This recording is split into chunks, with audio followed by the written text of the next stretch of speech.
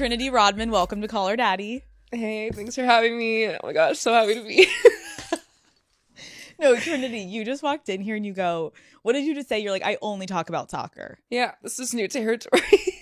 You don't want me to just talk about kicking a ball around the field? What? I want to talk about corner kicks this entire fucking time. Perfect, because I don't take them, so I'm going to just see what happens. My first corner kick was in the championship 4 years into my pro. Stop. I literally walk up to the corner and I was like, what are we doing? Championship, we're losing. There's like a couple minutes left. I'm standing there like, everyone's looking like, no, stop. yeah. I love how I say that and you're like, okay, I actually will. I have a story. No, stop. You're like, I have a story. Can this take up an hour?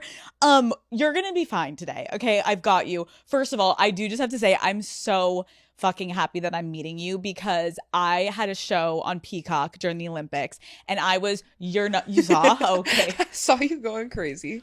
Bitch, I cried when you won. Okay. So I got there and they were like, oh, we're going to have you cover all the sports. And I was like, please let me just cover soccer with a little bit of gymnastics because I know soccer. Yeah. And they were like, maybe. And then they saw me talk about soccer and they're like, okay, Jesus Christ, just do fucking soccer. You have to stay. You have to stay. And when you guys won gold, I cried.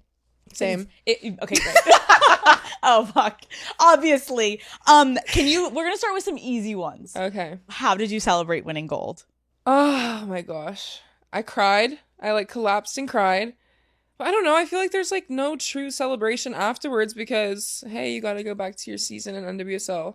So we celebrated like the night of, partied with our coaches and our staff and everything. That was fun. And I didn't take the medal off. Even the flight home, like it was glued to my neck. When did you first take it off? Probably when I went to sleep when I got home because I was like, okay, that's a lot. But even through security, I was like trying to wear it and they were like, no. I was like, oh, okay. I'm like staring at it through the thing. Where did you put it when you went to bed? I have this little case that I got when we won in 2021 for my ring, but it's like big. And so I just put it in there. Hopefully it's still there. I haven't checked on it in a minute. Wait, what? I should probably check to see if she's okay. Casual, just gold medal sitting somewhere random. What is your pregame ritual? Do you have any superstitions? I feel like I have so many little superstitions. So gum is one. I can't live without gum. Really? For soccer. So like I'll go through probably 3 or 4 pieces of gum a game.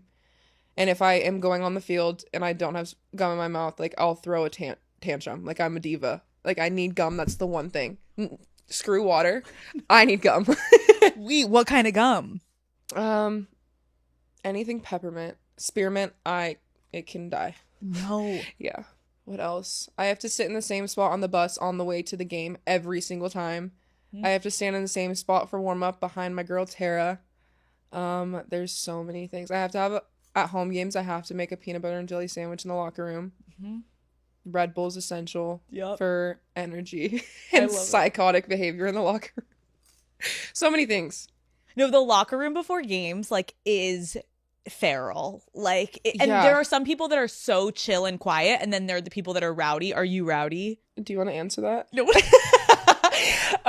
Yeah, I'm the person that the chill ones hate because we have the people in our locker room that have their headphones on, they're stretching, they're down, they're not talking to anybody, and I'm bouncing like a crazy person around the locker room. I'm like trying to take their headphones off. I'm like, come on. So yeah, I'm the annoying person and I just can't help it. I can't be chill for a game because like I said earlier, it just psychs me out more and I get nervous and I'm like, if I'm just on 10 the entire time, you can't be scared. No, I was the same way. Like I would be the person just like talking and I wouldn't shut the fuck up and everyone would be like, Cooper, go sit in your fucking locker room. And I'm like, I don't want to sit in my locker and think about what's about to happen. I'd rather not. Manifest? Absolutely no, never. So I pretend I'm like about to like go out for a fun night. Like I'm not thinking straight. Because then the people that are meditating, you're like, my God, you have like a really strong brain and I don't want to be a part of that energy. Yeah, couldn't relate. Like what are we meditating about? What are we thinking? What's on the brain? There's never. Nothing. Obviously, especially during the Olympics, like the entire world was talking about you. Everyone knows your name.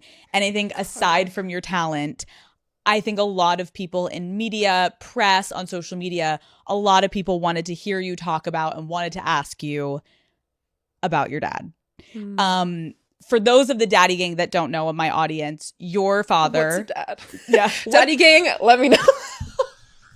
What's a dad? Cut that. What's a dad? Yeah, let's just kick it right off. You're like, what is a father? Let me know. Your dad is Dennis Rodman. He's one of the most famous basketball players of all time. He played alongside Michael Jordan. He had a very controversial career. He was known for crazy partying, hooking up with women, getting in trouble on and off the court. And you have never really talked about what was going on in your family behind the scenes. And today we're going to get into it. What made you feel ready? Oh gosh. I think, well, just a warning, I laugh a lot when I'm trying to like talk about something serious. Okay. So I think with the dad situation, in terms of like what I've filtered and what I've talked about, I feel like me and my brother have been very generous with the way that we've talked about it and very unselfish. I think we never want to make him look bad. And that is at the cost of kind of holding in a lot and a lot of issues that we've gone through and just like trauma per se. Yeah. So I don't know. I just feel like I've been in a place of going through interviews where people are like, oh, was your dad there? Like, what's your dad feeling? And I feel like I've tried to make it obvious that I don't know. I don't know how he's feeling. I don't know where he is. Like, so for my own sanity, getting those questions, it frustrates me because I'm like, I don't want to blame the interviewers of like, okay, you don't deep dive into my life. But at the same time, I've made it clear that he's not present. Yeah. So yeah, I guess this is my opportunity to kind of talk more, I don't want to say negatively, but more realistic about it. Yeah, but I can imagine, like, I feel like I've sat down with so many people and it's like, it's tough when you're trying to protect someone that, yes, whether you love or you don't or whatever your dynamic is, like, it's your dad. And everyone has a very specific idea of your father, but none of us are his children, right? Like, we have an idea of what we saw on a Netflix special and what we watched back in the day if you're watching his games, but you have a lived, breathed experience of this man as your father that people are looking, I think, in a glamorized way for you to talk like, what's it like? Dennis Rodman's your dad. This is so cool. And you're literally like, next question. So I think it's fair for you to talk about your life in a realistic way because you are also a public figure and you are famous in your own right now. And so you're allowed to speak about your experience. Let's go back to the beginning. Call Her Daddy is brought to you by eBay. This is what you do when you have high standards and fancy all the fancy things, like a Dior saddlebag or that diamond tennis bracelet. You go to eBay. There you'll find new loves that will never disappoint, expertly authenticated, whether it's that vintage pearl necklace or brand new ruby earrings, a Prada crossbody bag, or classic watches like that Rolex Oyster or that Cartier tank. On eBay, there are no limits to your high standards. Yeah, eBay, the place for new, pre-loved vintage and rare fashion. eBay, things people love. We're going to go back to the beginning. Where did you grow up and what was your hometown like? Okay, well, I grew up in Newport Beach, which, as everyone kind of knows, it's a very wealthy area. And I loved growing up in Newport. It was amazing, beautiful place. But growing up in a wealthy place when you don't have money is a different struggle. And I think that was really difficult for me, my mom, and my brother, just because we were going to the schools where everyone had money. And it was like, we're going to school. Like in high school, I was sharing a room with my mom, which is like crazy.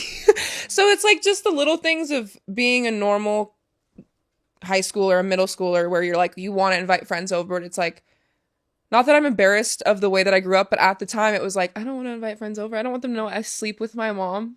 Like, just like little stuff like that. So growing up in Newport was good, but hard because I want to like keeping up with the Joneses. I feel like that was kind of a struggle of like, people knew that we didn't have money, but it was more so like, how do we look not completely broke during that time? So yeah, with like soccer and everything, we got help a lot from one of my club coaches, Greg Baker. He kind of set me up and helped me. Thank God I was talented or else I don't know where I would be, but he helped me and he gave me those opportunities that I wouldn't have had because I couldn't pay for certain things. So a lot of things we worked for, but also in a way were handed just because we were talented. So that did Yeah. help. But yeah, especially with sports, it was very difficult to like travel and go to hotels and do these away trips when we didn't have the money to stay at these like Marriott's. Like we Yeah. were at like Holiday Inn. Like that's what we could afford. So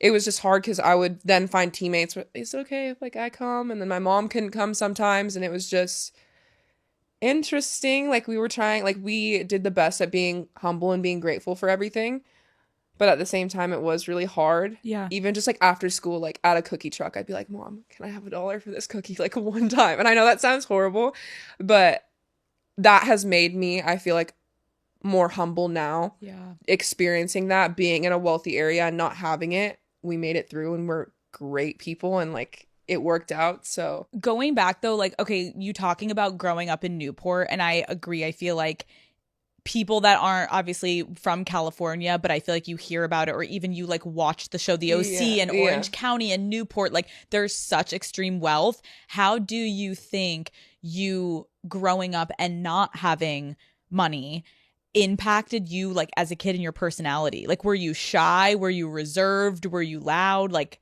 what kind of kid were you? Um, yeah, I think naturally I've always been a more outgoing person, especially when you get to know me, but I definitely think not having money to do certain things changed the way that I was with people because I wasn't as confident. And I also couldn't go to things that people were going to. It was like, oh, do you want to go? Even just going to like fast food and chilling in the parking lot, I was like, no, I don't have money to go to In-N-Out right now or to go to Krispy Kreme. And it was embarrassing to be like, hey, I don't have money. So I think, yeah, through even now, like I have a really close friend from middle school that I'm still friends with. And that's like probably my one friend from middle school and then my friend from high school. So that's like my two friends. And those are the only people I hung out with. And even through high school, I went to a private school for 1 year. I was like eating lunch in the bathroom sometimes because me and my brother didn't have the same lunch and he was like my person. So like growing up, I would have all his same teachers. Like I was a year after him. So I would just follow in his footsteps every single time. It was annoying because he was really good in school and I was horrible. So it was like they loved DJ and like hated me. But yeah, we didn't have the same lunch. So I was like, didn't have friends to sit with. So like lunch would happen. I didn't have money to pay for it at school. So then it was like the bell rings and it's like, fuck, what do I do? Where do I go? Like, do I go to a teacher's room? Do I just like stay in the cafeteria and act like I'm just like talking to people that I'm not even friends with?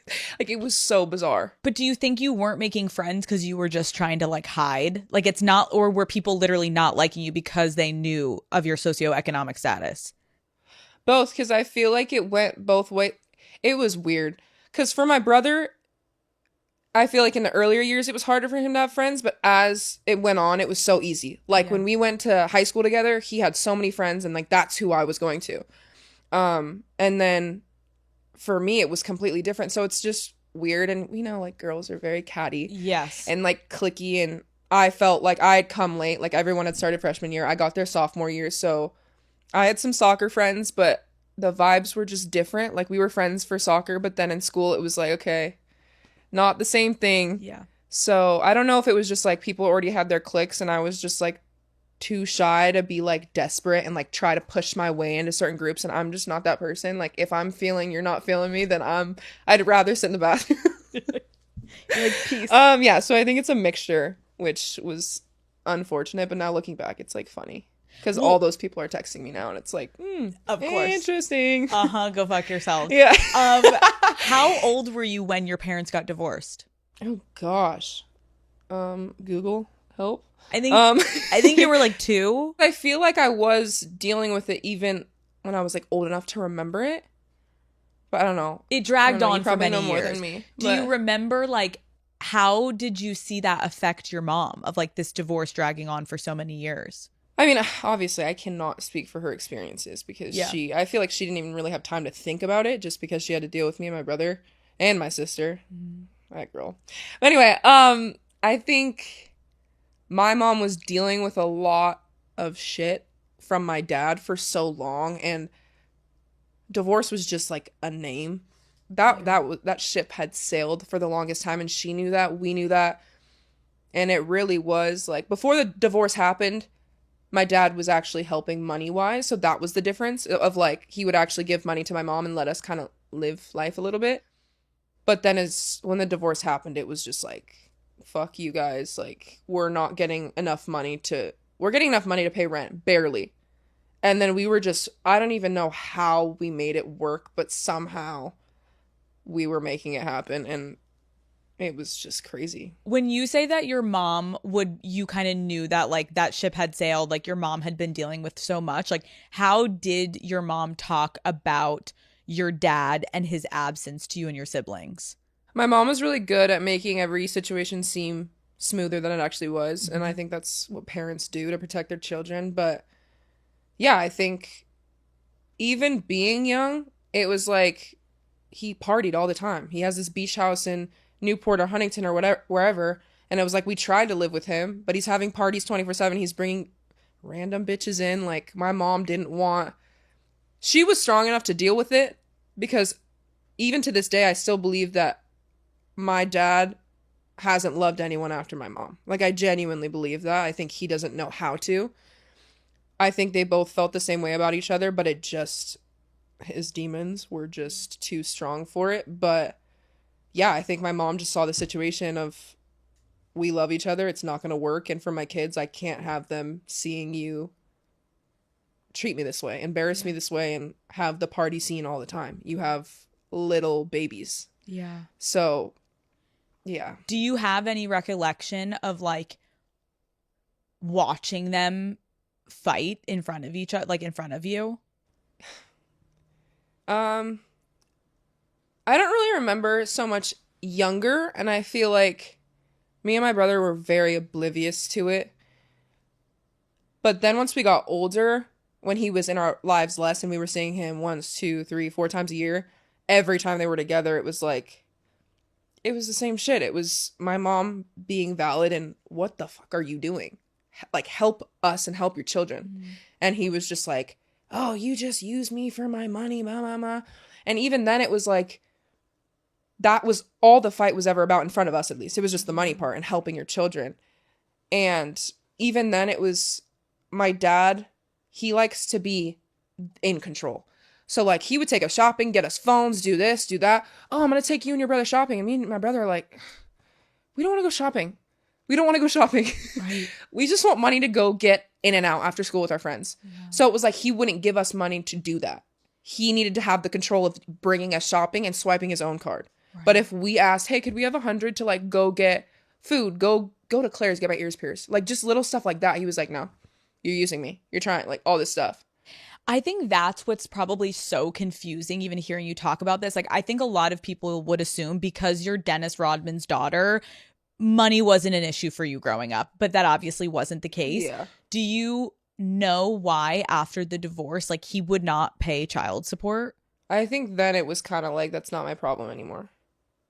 And I don't even know. To try to justify his brain is so hard, because even now, I genuinely believe he's still in love with my mom, because he'll call me randomly and be like, how's your mom doing? Like, even before he asked how I'm doing. So whenever we would see each other, he was always just like almost trying to get my mom to fall in love with him again so that it could be a family thing, even if it was toxic. But I think once it was a divorce, it was like, all right, like, this is on you. Like, yeah. I know you said like you were sleeping in a bed with your mom. Like, what was one of the worst circumstances living wise that you and your siblings had to go through during your childhood?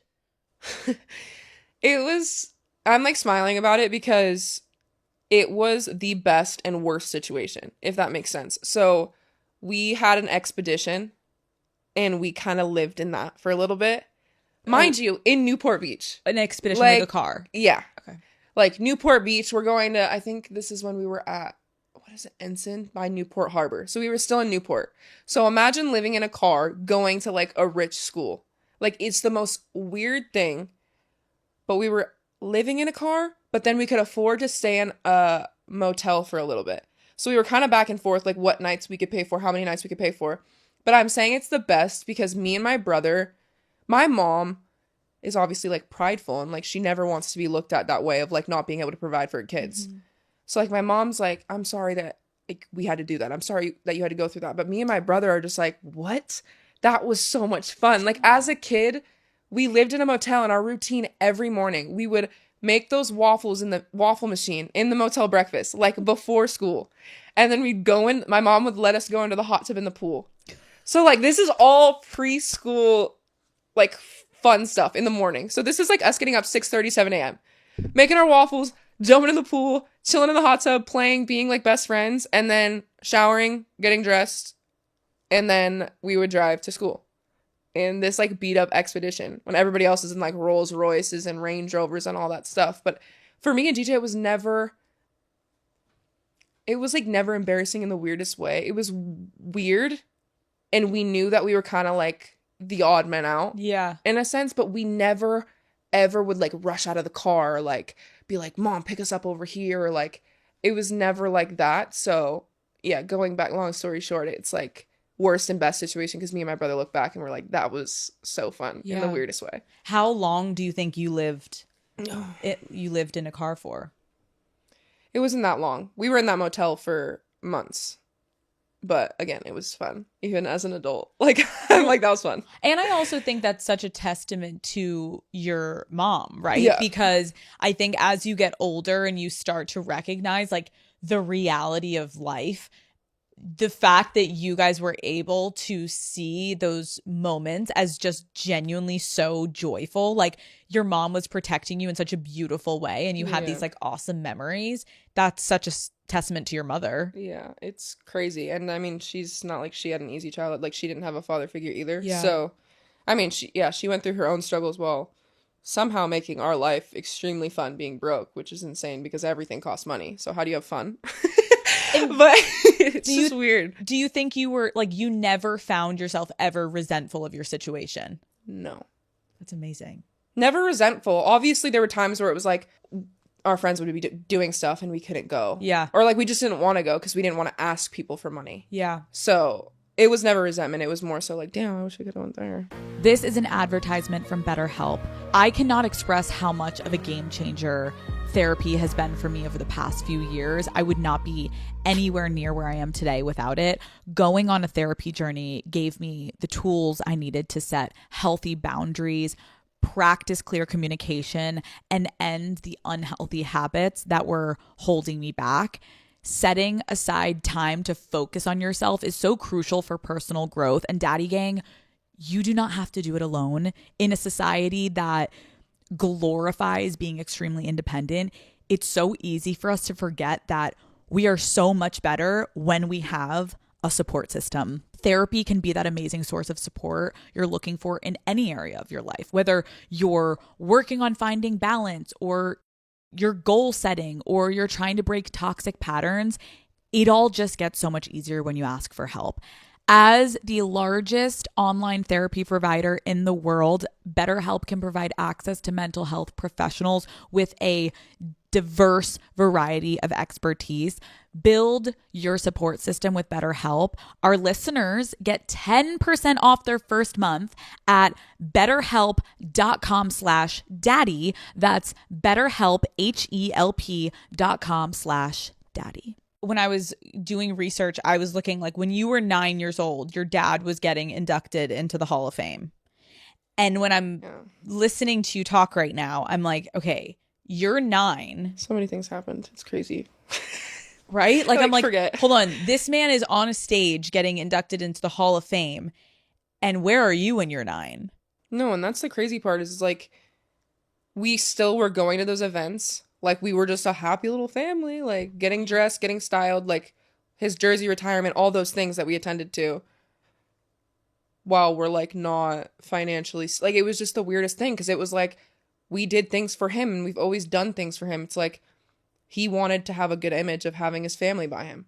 And we were like, yeah, we'll go. It's so exciting. Like, So at that point in your life, just to try to get an understanding, throughout, like I would say your first like 15 years of life, let's say, how often would you see your dad? When we were younger, it was more. Okay. Way more.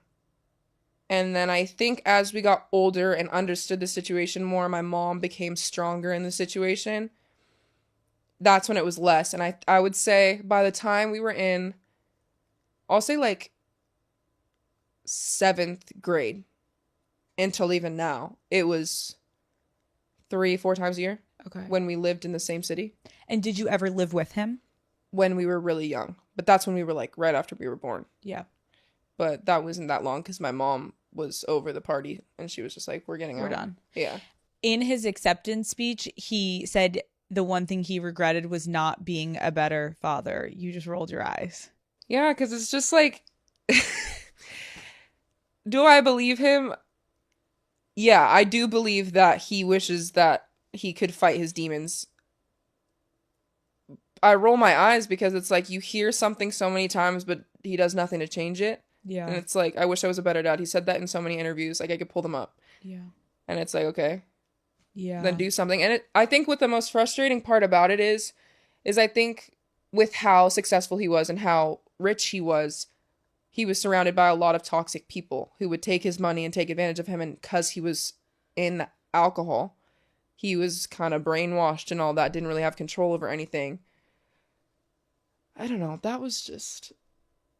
So I think, again, the rolling eyes comes from we tried to be that foundation and to be the good people around him. Because in reality, like, we never really asked for anything unless we really needed it. Yeah. Like, me, my mom, and my brother, it was like, we just want you. And I think for him, he's never understood the fact, because he's never experienced it. He's had messed up family issues as well. He's never understood that people could actually just want to be around him and to just want to, like, make him happy. He's always thinking money, money, money, money, when it's like, no. Yeah, like what a horrible situation where you're like, wait, no, dad, like we're coming to you for money because we're literally living in a fucking car, Yeah. but we also want you. But he's so paranoid of whatever's going on in his life that he can't like accept what you guys are trying to give him. And so it's like this cat and mouse game where you guys feel like you're constantly being rejected, but you're coming with the best intentions. Yeah, and it's just hard because it's like, even now, I'm like trying to be honest about it and I'm still giving him sympathy, which is like frustrating for me because in reality, I think he's an extremely selfish human being. I think everything has always been about him. He's gone through shit, but at the same time, I'm like, he loves the spotlight. He loves the cameras. He loves bringing his children on stage and being like, oh, these are my kids. Like, all that stuff. And even like the mind... I've been cussing. That's new for me. I was going to say the mind fuck, but like of him, like for me emotionally, he's put me through like, oh my gosh, like even just him not talking to me for months and months. And then he randomly calls and he's like, hey, like I'm thinking of doing a reality TV show. You want to join? I'm just like, whoa. So like, that's the part where I have so much anger towards it of like, why have I been so nice about someone who's so selfish? And that's the thing with our entire family is like, you said it in the beginning of like us protecting him when he's never once protected us. He's almost made it worse because he has put us in the public light at a young age.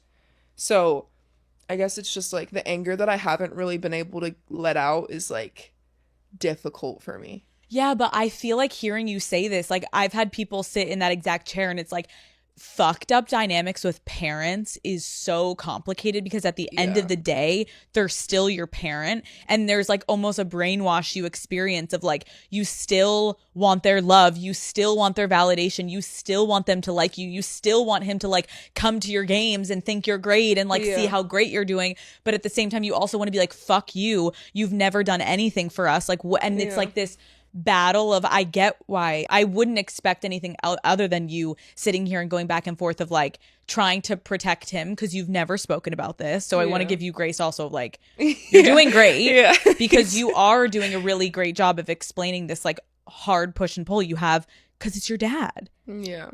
Like, and that's like hard. What you're saying is like the weirdest thing because even when I'm like, even like going through a season where you're just like, damn, I'm just so over this. Like, I just want to go home and sleep.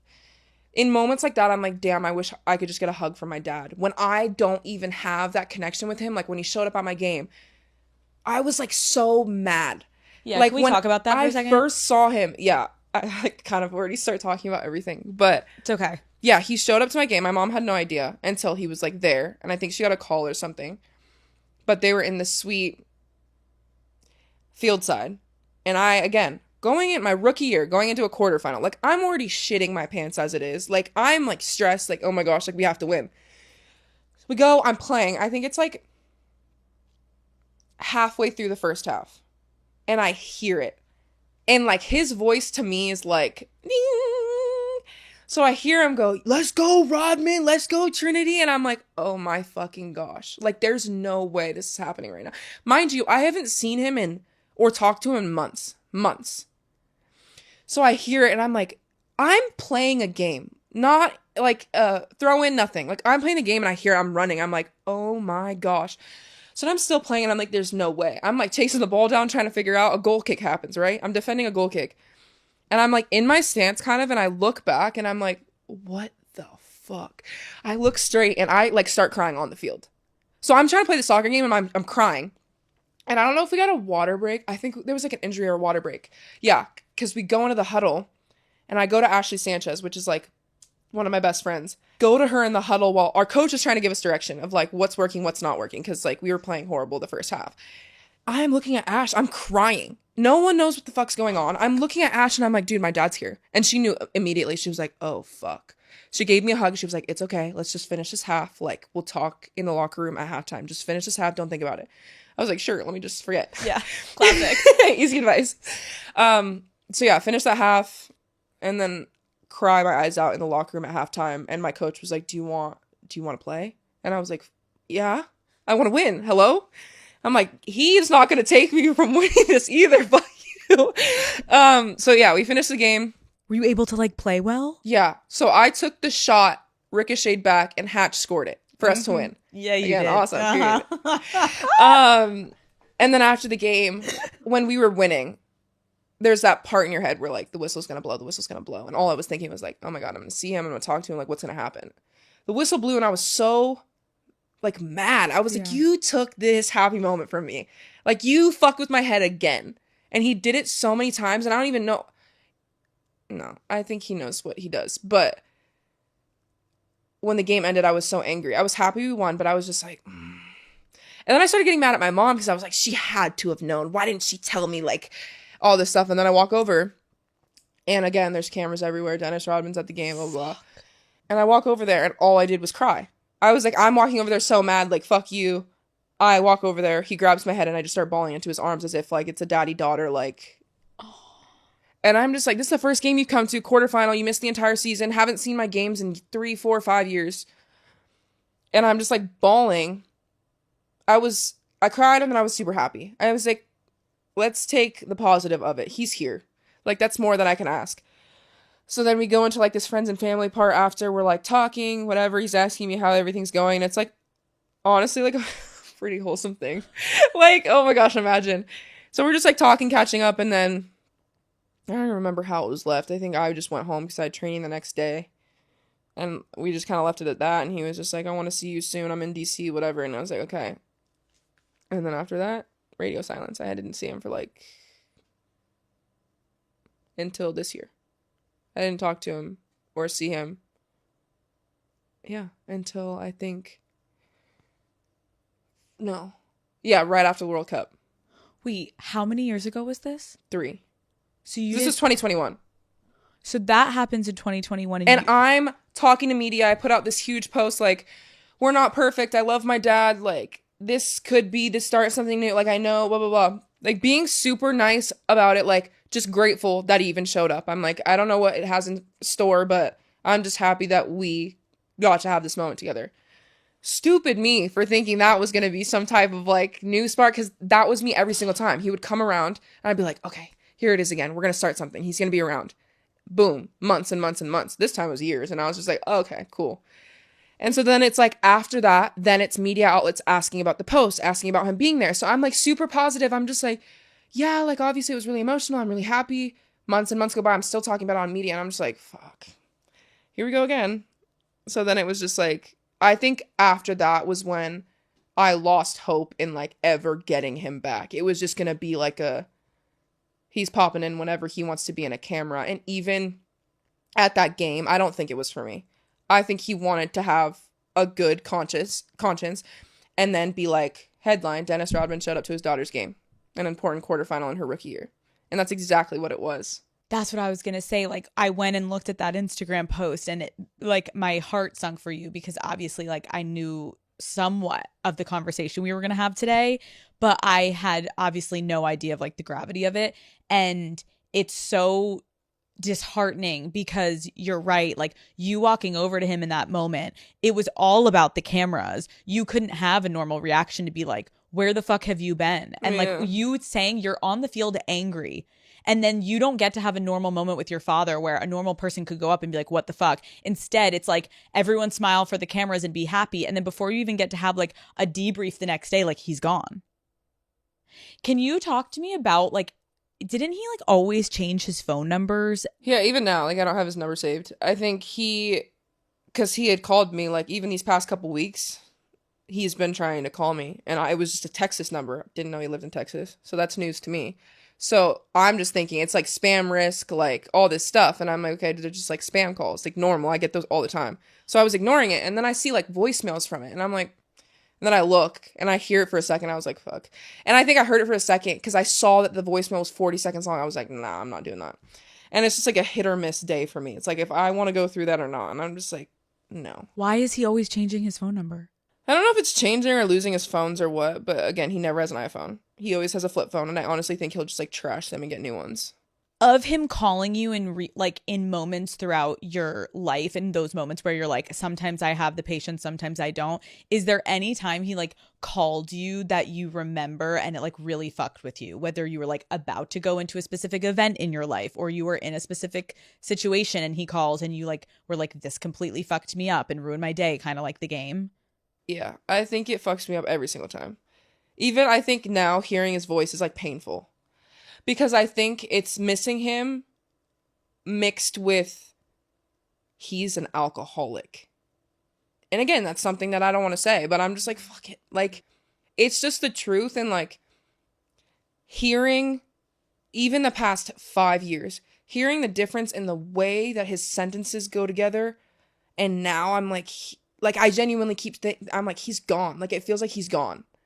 And like, hearing him talk, I'm just like, ugh.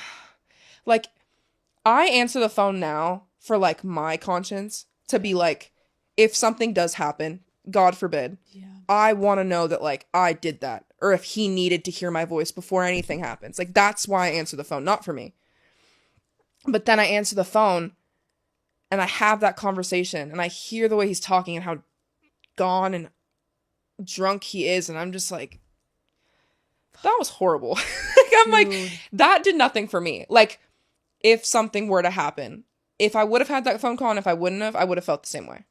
Well, that's what, but you saying that, and I feel like there's a lot of people listening that can probably relate to having someone in their life that struggles with alcohol or substance abuse. And it's like the point you just hit on, which I think is so debilitating, and it keeps you kind of like a captive, because it's like, you're held captive to your dad because the thought is, if this has his last moment and he's calling me and he wants to hear my voice. So there's a world where you're going to pick up every fucking time because you're so fucking scared. Like living for somebody else, right? Like living to make someone else happy. Have you figured out any form of boundaries that has worked or no?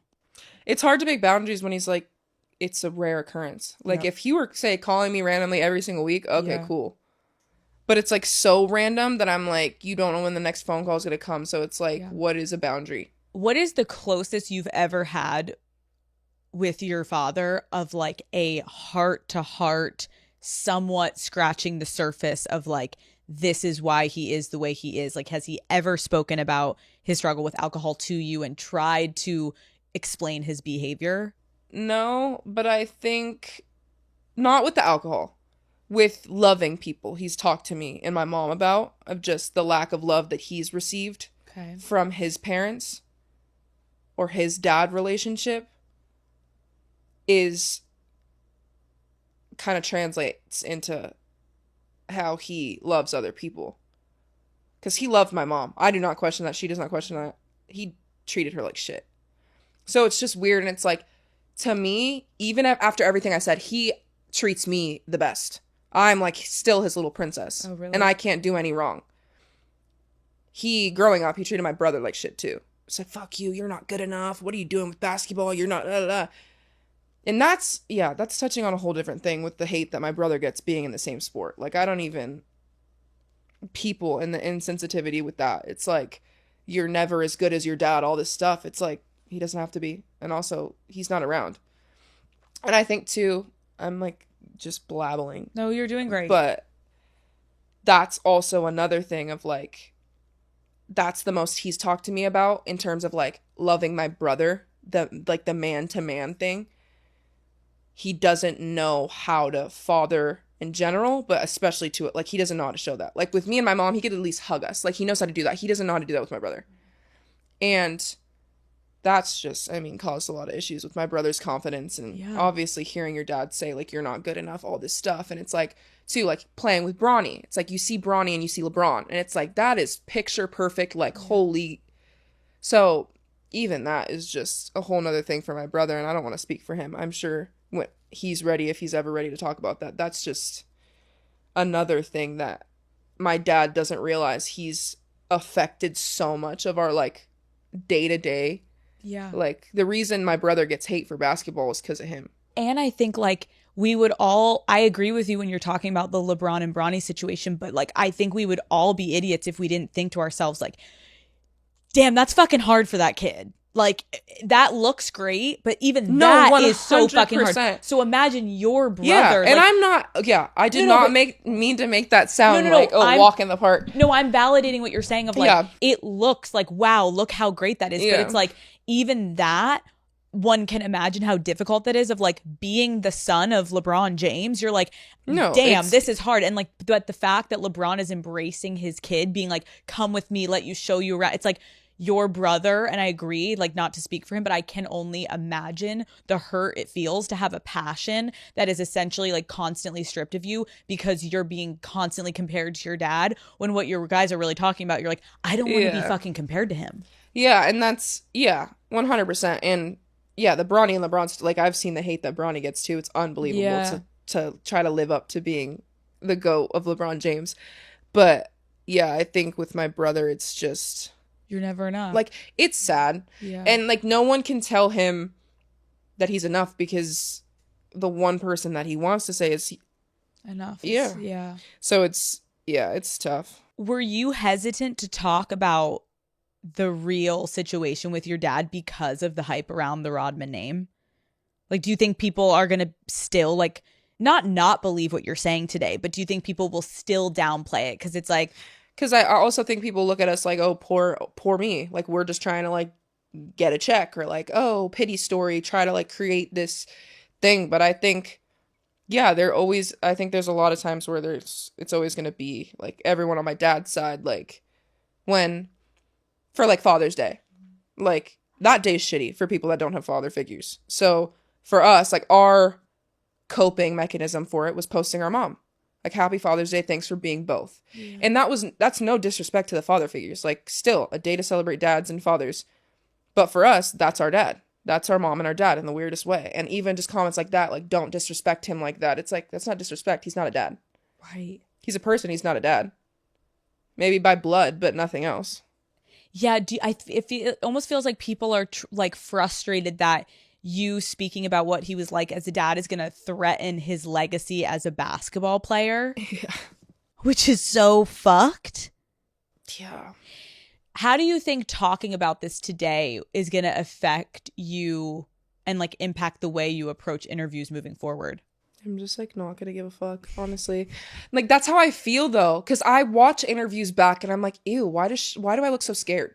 Like, this is like my story. Right. And like, there are times where he gets brought up where I'm just like, he's like, I know he's proud of me. Like, and I'm like, ew.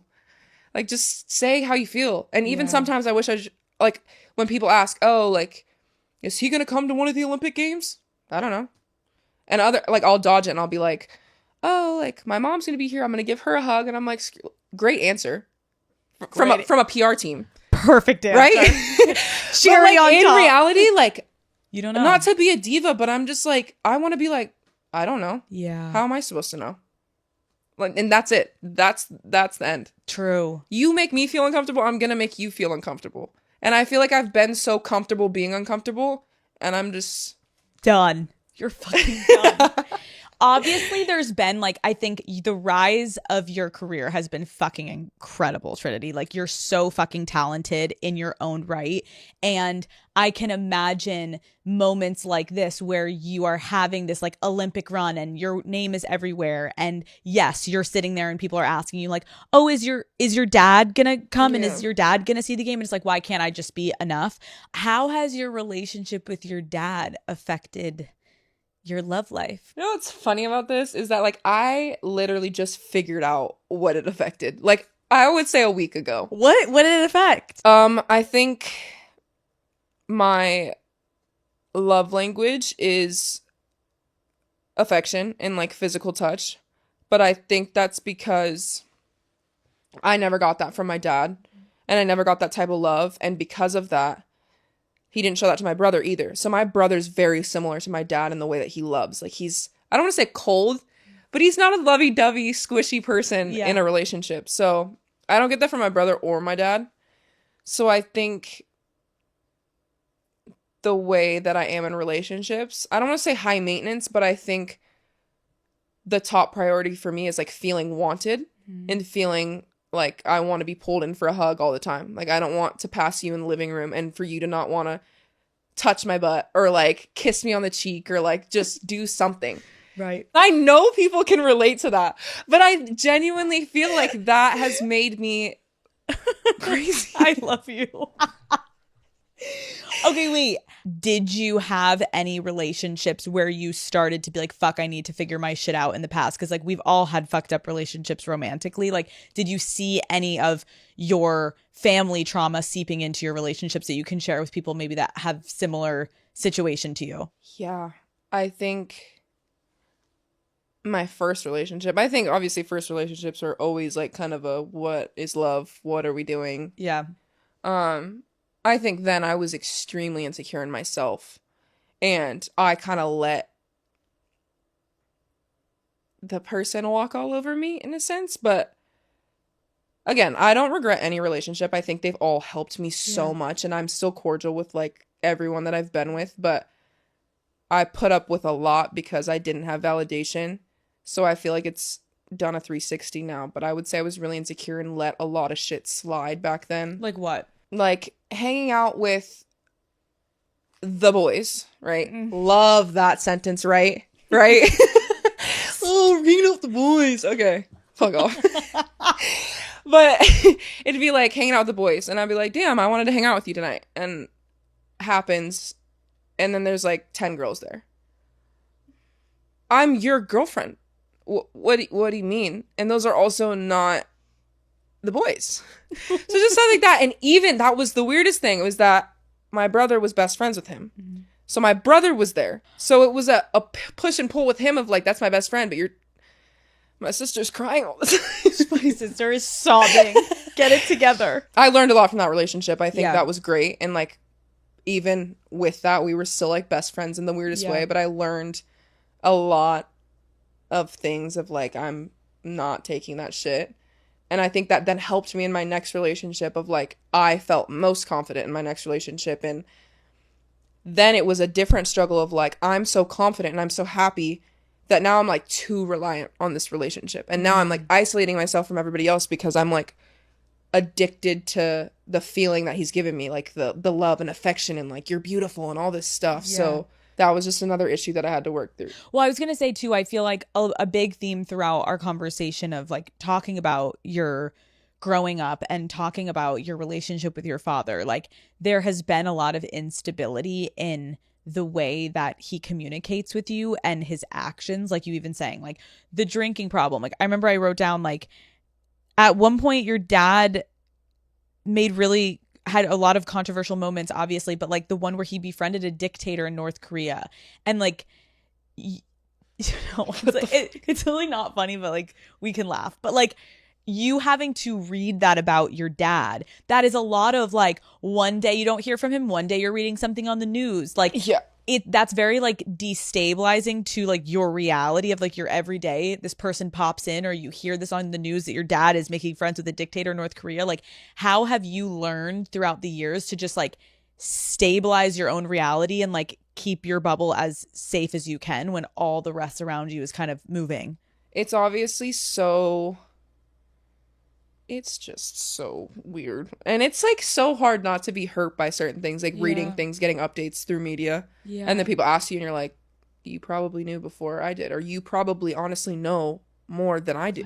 Yeah. Like, it's so, so, so weird. Or just like little stuff like him not being in my life, and then like other people. And I'm not throwing shade at anybody, but like, I remember Angel Reese had wore his jersey to a game, and then there was a picture of them, and like he is a really famous basketball player, and like style wise, everything like inspiring.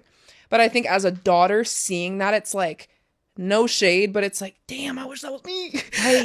Like, damn. I wish I was taking a picture with him. I wish I was wearing his jersey. Like when I wear his jersey, I feel like it's not like holy shit, but like when Angel Reese wears it, it's like Angel Reese is wearing Dennis Rodman's jersey, and like I think that's like a sting to me. And I don't want to sound like bitchy at all, because again, statement, like pop off.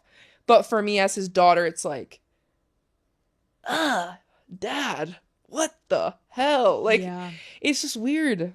No, it's and like, those are the things you have to filter. And it's like, okay, it's fine. yeah, but again, I think it's like, I think if I'm taking anything from this, it's also like, it's still a work in progress of like, he is your biological father. A part of you there is parts of him, right? And so like you love this person in ways that you can't describe, and as much as he hurts you, there's those push and pull moments where you're like, fuck, dad, why do you have to be like this? And then I also think it's really inspiring to hear you talk about like how you're like, no, I am carving my own path. And now can we just talk about like you as your own career? Like you are so fucking successful, you fucking crush it, you have a fucking gold medal on your nightstand that you're like, I forgot where it is. Where is it again? Where is it? Call Her Daddy is brought to you by Batiste Dry Shampoo. You guys, I am always running from a meeting to a dinner to an event. And if I'm being honest, I definitely don't have time to wash my hair every day. Okay. If I'm lucky, I can maybe wash it like once a week. So I really rely on Batiste Light Dry Shampoo to get me through. This is Batiste's lightest dry shampoo. It is soft, it is subtle, and it absorbs oil without weighing my hair down. Not only does my hair look clean, but it feels clean after just a few sprays. I am also super sensitive to smell, and Batiste Light has no overpowering fragrance. Plus, it absorbs right away without leaving that like grainy white residue behind. I brought Batiste with me to a girls trip last weekend, and I cannot tell you how many of my friends were like, Alex, can I borrow your dry shampoo again? The girls know I am always coming with multiple bottles of Batiste Light in my suitcase, because when I'm on the go, I definitely need some help to keep my hair looking fresh. Batiste Light has been a complete game changer for me. So Daddy Gang, go buy Batiste Light Dry Shampoo online or in store at your nearest retailer. Winning and succeeding and being so successful and having sponsors and being a woman in sports in general is so fucking hard to do. Like, how do you fucking enjoy it for yourself and don't let this bullshit get to you some days? Like, who do you celebrate with? Who do you talk to about your success, individual of your dad? I don't know. I feel like it's really hard to celebrate it in the weirdest way. Like, one, because it's just nonstop all the time. And like, I'm so grateful for every opportunity, but sometimes I'm just like, I wish I had a moment to take a breath and be like, I did that. Like, holy. Yeah. So to say like, who do I celebrate with? I don't know. Because I don't think that I really do.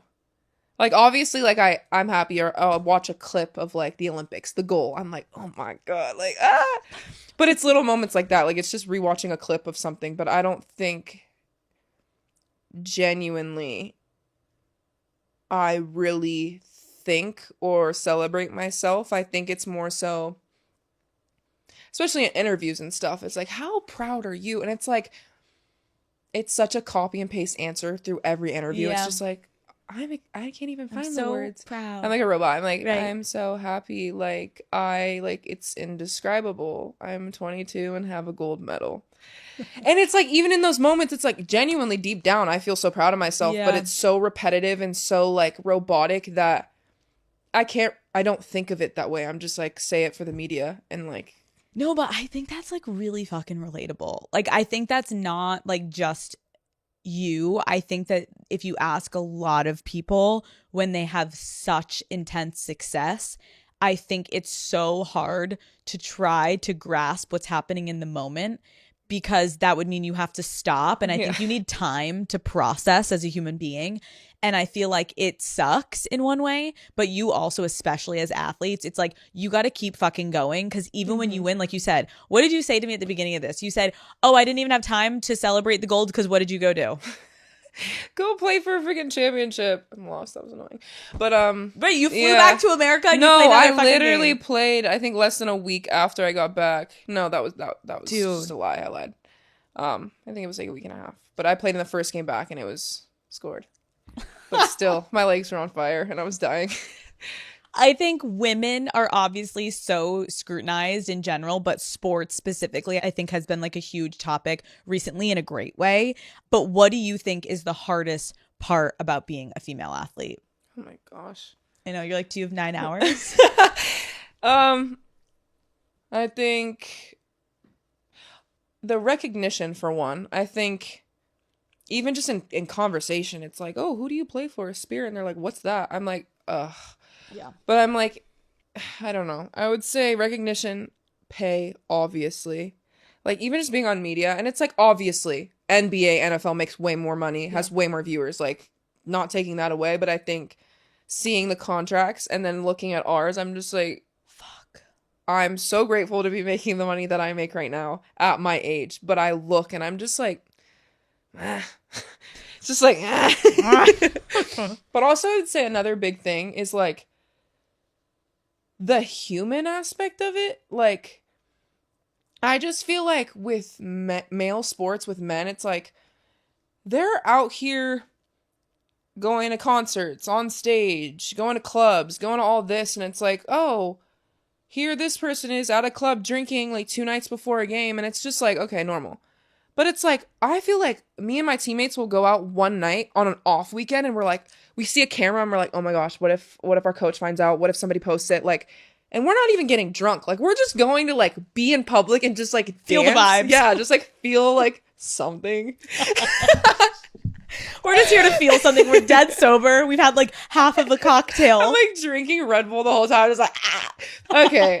No, but yeah. I get what you're saying. It's like the double standard of like, why can't, and it again though, like it hasn't changed though, I guess is what we're also saying. It's like your dad was known for I watched the Michael Jordan doc on like the whatever the fuck, the last something, sorry, oh my god, all the people Last are gonna, Dance. yeah, the Last Dance, Got sorry you. thank I you. do know that fact. Yeah, the Last Dance, and he's on a flight to Vegas and he comes back and he shows up in the middle and he's ready for the game, and it's like if women behaved the same way that men did, it just, you wouldn't be in the position you're in because we are expected to act differently and to speak differently in media and to present ourselves differently. And it's exhausting. And especially when you're getting to see men act a certain way and get bigger paychecks, like it fucking sucks.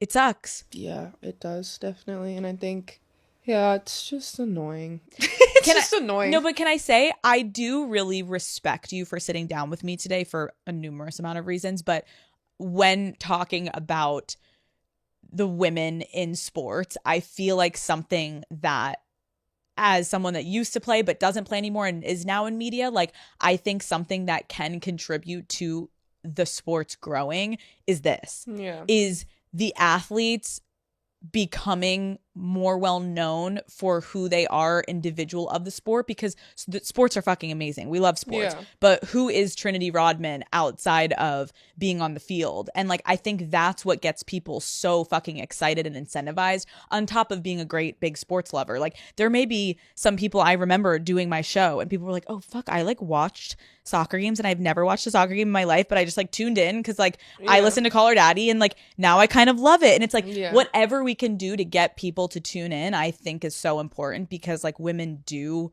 deserve the recognition that they don't get. So I appreciate you fucking speaking up, even if it's about something that you didn't want to talk about. Well, no, like, I appreciate it too, even if it makes me uncomfortable. I think too, like, obviously, like, getting to know the person outside the sport, but also, like, we are going to have a life outside of soccer. Like, if an injury happens or when we retire, like, you can only play so long. So it's like, what is our life after that? And like, if we're only known for soccer, it is so hard to pick up the pieces and figure out what you're doing after that. Yeah. So I think for me, even growing up, like, anyone close to me could tell you that I've always wanted soccer. Like, I've always wanted to be an Olympic athlete, like World Cup winner, like everything. But through everything, I've always said, I don't want soccer to be my entire bane of existence. Like, I don't want to live, die, breathe soccer. And I know a lot of athletes that do. Yeah. Respect. But I just think in the future, live, die, breathe soccer is not going to help me in the long run. And then I'm just going to feel like I lack purpose once I'm done playing. Yeah. And I feel like I'm trying to figure that out. But yeah, moments like this really help me. Yeah, look at your personality shining. You walking around with your ass out waiting for your boyfriend to smack your ass. Your outfit. What's happening? Your outfit. My sweat's dripping down my So I know I'm sweating. Okay, last question. What do you want your legacy in the sport to be? I feel like my answer is simple. Just like, I want to be the athlete that brought the fun to sport. That's simple. I don't want to be the one that scored 1,000 goals. Like, I don't need to be the person that was like, she was the best athlete. I want to be like, she was a great athlete, but she also made it fun to watch and be a part of. Ooh, drop the mic. Period. That. Trinity. Life's too short. Thank you so much for coming on Call Her Daddy. You crushed. Yeah, thanks for listening to me. Thank you.